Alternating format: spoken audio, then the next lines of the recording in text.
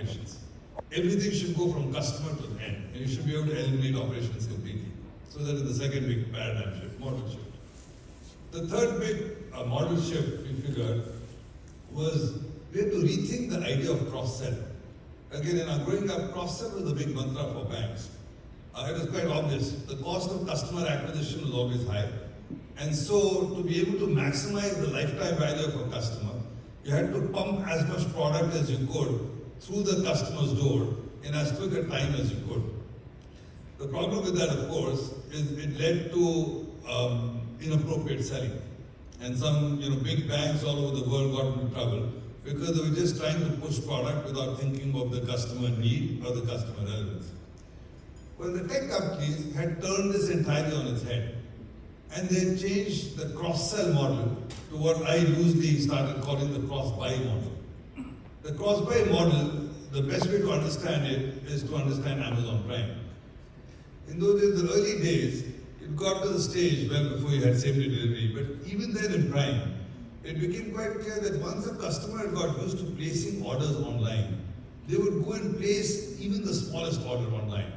And the realization that my children were ordering a single toothbrush on Amazon Prime and hoping to get it delivered just opened my eyes that once customer convenience gets to the stage that the customer gets completely addicted to it, they will order everything with you online. So once you do that, you don't have to cross-sell. The customer chooses to cross-buy purely based on the convenience that you create for them. And so we said we've got to change the cross-sell to such a convenient way, in context, in place, of making opportunities available that the customers will choose to do more of their own volition. The fourth paradigm shift that we focused on is to leverage on ecosystems. Again, in banking, we've always been a direct-to-customer business. So either went direct to the business customer or you went direct to the consumer customer. We never believed in partnerships except marginally in the credit card business when you acquired merchants.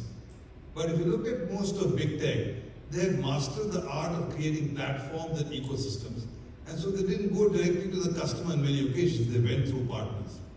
And it just seemed to us that if we were going to think of the big tech model, we had to learn this idea of partnerships and working directly with partners. Now this of course had implications for the nature of your technology and how you link with partners, and I'm going to come back to that. The fifth thing we said the big tech model would cause us to do is to really become masters of data. And this is again ironic. The first real users of data were always the banks. As early as the 70s and 80s, the banks had mastered using credit card data for not just underwriting purposes, but for marketing purposes. In the 90s, Capital One in the US were world class at using data. And despite that, in the 2000s, we got left standing, we got left behind. Because the tech companies took the notion of leveraging data to a completely different level. Just the volume, variety, velocity of data that they were able to deal with, and what they could do with that, even in those days, Amazon, Facebook, Alibaba, was remarkable. And so our big wisdom then was that if we could master these 5 things, then we could completely reimagine the way a bank functioned and try to create a very different kind of bank, a bank of the future. In doing this, we realized that it wasn't just about technology. That if we really wanted to create this different kind of banking, we would have to marry a technology change with 2 other really important things. One, a complete refocus on the customer. Customer obsession at scale. Again, this is ironic because, throughout my banking career, customer service, customer focus has always been a mantra and a buzzword, so it was not new. But we realized that the tech companies took off where the banks stopped, or most other industries stopped. They were using customer instrumentation and customer focus in ways that the legacy industries had not even imagined. Jeff Bezos became legendary in that time. If you went into a meeting in Amazon, you could not discuss P&L. You could only talk customer and customer metrics. So we said we need to really figure how you use customer science at a completely different scale. And the second thing that we figured we needed to do very differently was the culture shift. At DBS, I'd spent some years by then trying to make DBS a more multinational kind of bank, a meritocratic bank. But we figured very quickly that if you had to build a new kind of company, a new kind of bank, we would have to really go back to operating like a startup. So all the usual things, agile, nimble, being a learning company, being a risk-taking company, being an entrepreneurial kind of company. So two separate elements in addition to technology. But since my focus by embarks on mostly technology, let me double click a little bit on that first pillar. How do you make technology change? Now, we went back and figured that if you wanted to try and get this different kind of bank, you would have to get off the old technology systems and move to the new tech stack. This was very daunting to me in the beginning because I had made efforts to do this in the past. Like most banks, we tried to upgrade core banking, we tried to get out of core banking to a different kind of banking. In City, I launched what was then called the Rainbow Project to try and do a different kind of core banking platform in the 2005-07. And every time we stubbed our toes. In fact, in DBS before I joined, the company had written off $500 million trying to do a similar core banking transformation. And the stories were legendary of companies that had failed. And yet, if you went and looked at big tech, the one thing that became quite apparent very early is big tech had also transformed. They weren't born with new technology. If you go back to the early days of big technology, they were big tech, they were also using mainframes, they were also using Oracle databases, they were also fairly clunky. The change only started happening when Amazon created AWS and started using it for their own purposes. As late as 2009, Netflix had a famous 3-day outage in New York. And the 3-day outage, nothing worked. And so they then decided to port everything onto AWS. The other thing we realized is all of the big tech had made this transition from old tech to new tech in a period of 4 to 6 years. And they've done it by systematically unpeeling the onion. That gave us the confidence to believe that technology had changed enough for us to be able to get to a microservice API architecture, but do it systematically and do it differently from the way it had been done before. And so we started this journey, gave ourselves a goal in 2014 to re-architect the bank and move to native, to move to microservices, move to APIs in a 4-year period. The good news, of course, by 2018, we were able to convert 99% of our applications. We rewrote 25% of them in native. What we couldn't, we containerized. We used Kubernetes mostly. We created and opened up APIs and API platforms in terms of number of applications. In terms of workload, unfortunately, the ratio was a little different because large parts of our workload was still on the Singapore. We got out of the mainframe everywhere except Singapore. But a large part of our workload was still in Singapore. The cards, the core banking was still on legacy. Nevertheless, we made substantial progress. And with substantial progress in one important dimension, which turned out to be very useful. And that dimension was an API architecture, microservices with APIs. Now, going back to what I talked about ecosystems and partnerships. What opening up APIs, in fact, we proudly announced in 2018 that we had the largest API platform of any bank in the world. What the API platform allowed us to do is rethink how we did connectivity, both internally and externally. Internally across our various systems and applications, and externally with our partners. In 2019, and sometimes fortune smiles in strange ways, in 2019, my war cry, the mantra for the team, was to do an API land grab. I reasoned that every bank is sooner or later going to get APIs. So I told the team, you just go on any company you can find in Asia, you plug in an API. Doesn't matter what it is, for balance inquiry, for payments, for FX, whatever you can find is go and plug it in. And so we did that. We did 1,500 APIs in 2019. And then, as luck would happen in 2020, COVID happened. When COVID happened, everybody decided to work from home. People started looking for new ways of doing digital. We were one of the few banks which had plugged in APIs all over the region. Our volume went up 400% in 1 year, 4x. And so sometimes, like I said, you get lucky with these things. But if we had not made the shift in tech and the tech architecture, wouldn't have been able to achieve that. The second big evolution, so apart from digital, using APIs, using the new tech stack, creating microservices, The other big shift that happened in technology for us through that decade was the fifth item I talked about, which was data. I started trying to clean up data and start working with AI in 2012. So when IBM launched Watson, you remember it was winning all the chess championships in Deep Blue and so on. We became the global pilot for Watson to do wealth advisory. And my vision at that time was we plug Watson into Bloomberg and Watson into our client wealth portfolios. And overnight, Watson would keep rebalancing the portfolios by itself. Well, it was, certainly something that did not come to pass. Because in those days, NLP wasn't very good. It was still based on sentence parsing. And it was not able to read PDFs, it was not able to read graphs. And so that was a short-lived experiment. Subsequently, we set up a lab with A-Star, the Singapore Research House. And we got a few of the scientists, some of our people, and started building our own AI capability and capacities. We invested in a company in New York called Kasisto Kai. They came up with some better NLP, so we used it in creating guided conversations. And then we started looking at data, because we need data. So my people told me in 2012, we had a lot of missing data elements, 14 million they told me.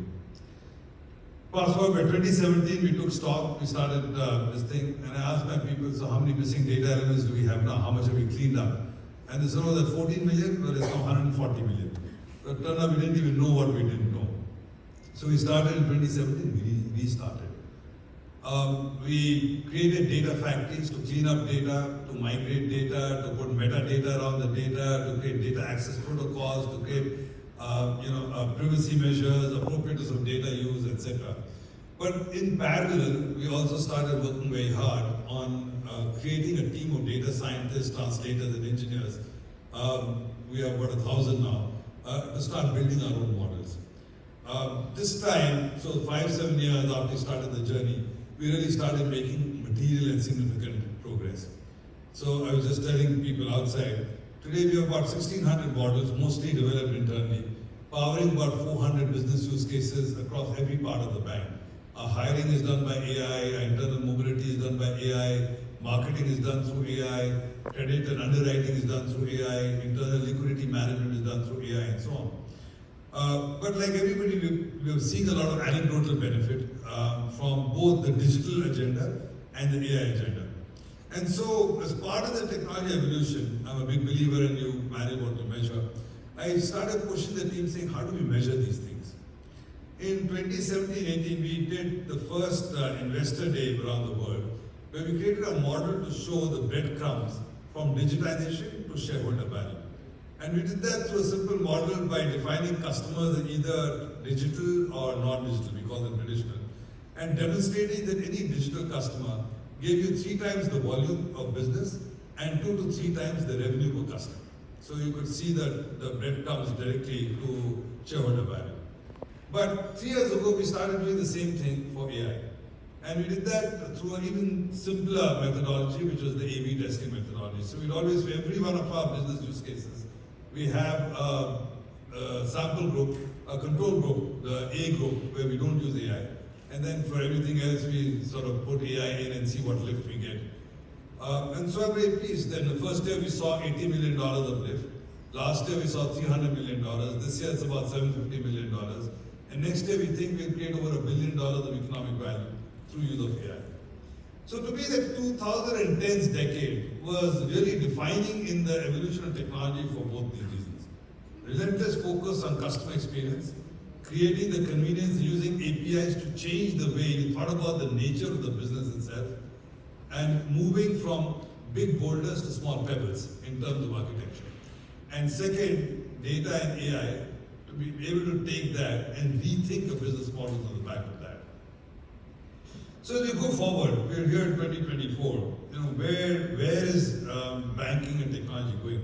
First of all, AI and now Gen AI is obviously a game changer. We're beginning to put Gen AI use cases into work, and all the standard use cases, the call center, software development, testing, relationship management. We put out some 35 use cases in the last few months. But I think as we go forward, in addition to AI, the other big thing that's going to really impact the evolution of banking and technology is going to be tokenization. I know the last couple of years, crypto became a bad word, went out of fashion.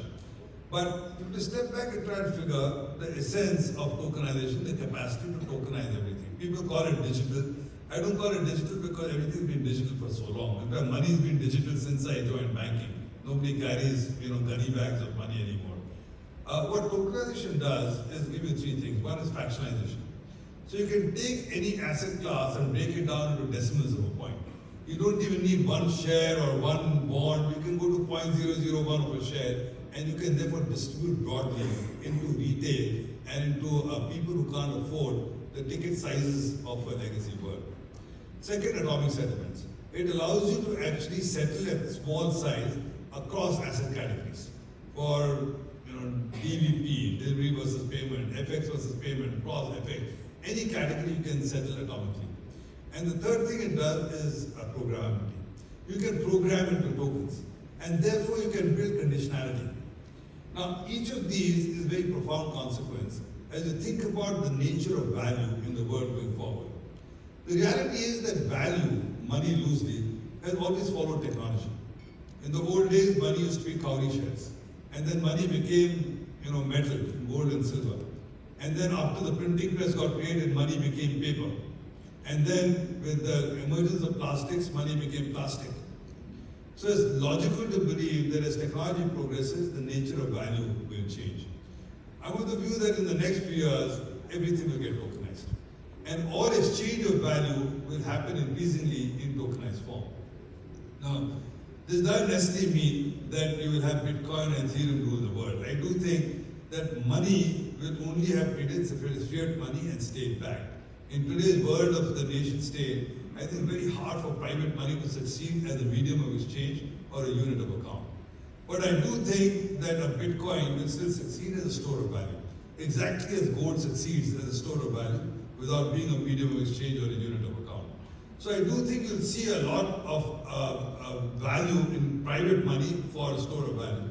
But what's more relevant, I think you will start seeing a lot more happening, in public money, central bank digital currencies, both wholesale and retail. But more than that, blockchain, distributed ledger, and tokenization as a fundamental basis of the way our world works. It will change the way back offices work. If you think about the nature of back offices today, they're all hub and spoke arrangements. What does that mean? All of you know how much money you have because the bank keeps track. I'm the hub, you're the spokes.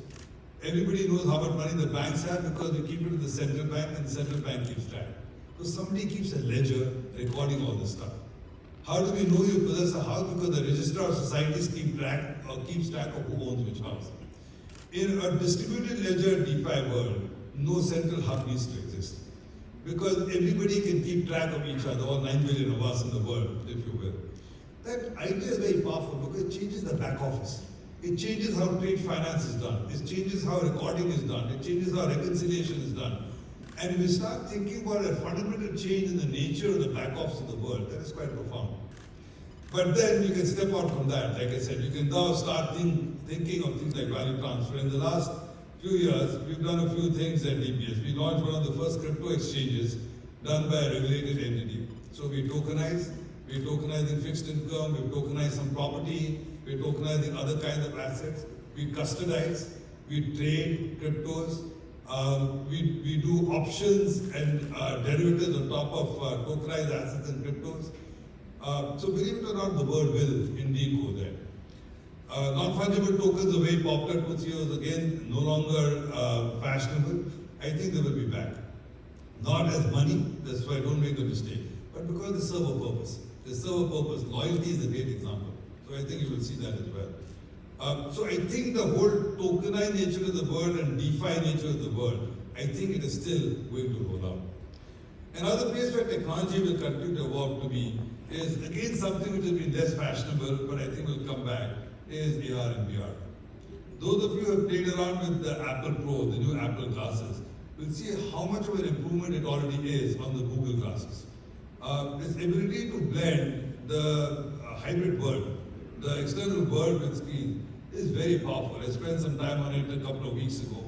And just to pinch and pull and drag icons and do things is great. We asked some of our traders to look at it. And for the first time, our traders tell us that we could sit and trade on this.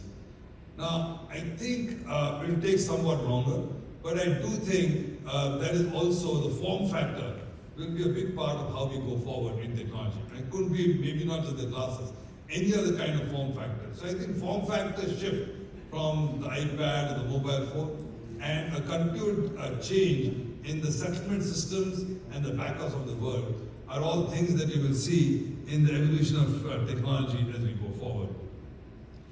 What else is going to change? I keep getting asked the question, so will banks survive? Will legacy companies and banks survive? And my response to that question is, it was in the late 90s, I think, 96 or 97, when Bill Gates famously said, banking will exist, but banks will not. And it's 25, 30 years since then, almost as long as Nucleus has been in Singapore. And the banks are not only still around, they still have the dominant market share in country after country around the world. So I think it's a little premature to count the banks out. And I think particularly in today's age, the nature of the player is less relevant. What is relevant is the capacity to be able to be nimble and to transform. Technology, the same technology is available to everybody. Whether you're a large incumbent bank or you're a fly-by-night coming in a garage, you can get the same technology. The same talent is available to everybody. And if the technology and talent is available, then why would incumbent banks necessarily be at a disadvantage? They have the benefit of a large customer base. They have the benefit of inertia, and I understand customers don't move very easily or very quickly. So they will lose only if they will it on themselves. If they do not make the kinds of changes I talked about, embrace new technology, embrace a different culture, embrace customer centricity, then yes, of course, banks will lose. But on the other hand, if banks can do that, there is no reason for banks not to continue to win. And to me, therefore, it's quite informative, educational, that even today, 10 years after you started seeing a lot of the neobanks, digital banks and fintechs, 95% of digital banks in the world still don't make money, 5% do. And there are only less than 10 banks who really achieve scale. Like New Bank in Brazil or Cacao in Korea, but they're not that many, half a dozen of them. And therefore, my view of the world of the future is they'll have a whole host of different players. There will be some tech players, there will be some banking industry players, there will be some non-players from outside the industry. But the people who will win are the ones who will continue to leverage technology, will continue to involve in the customer experience, will continue to involve in the leveraging and use of data, will continue to believe in the paradigm that you need to be where the customer is in the customer's context. You've got to think of adjacencies, you've got to think of ecosystems and partnerships, you've got to continue to think of new ways of settlement and tokenization. And if you can do all of that, then you will win in the years to come. I'm pretty sure that Nucleus will be part of this future. 40 years, Vishnu, under your leadership is not a small period of time. And for you to continue to not only survive but thrive is a great kudos to your achievements, a great accolade for the capacity of this company to do good things and great things. So I can only wish all of you at Nucleus here the very best for the future, for the days to come, and for your continued leadership in the evolution of technology as technology does evolve. Thank you all.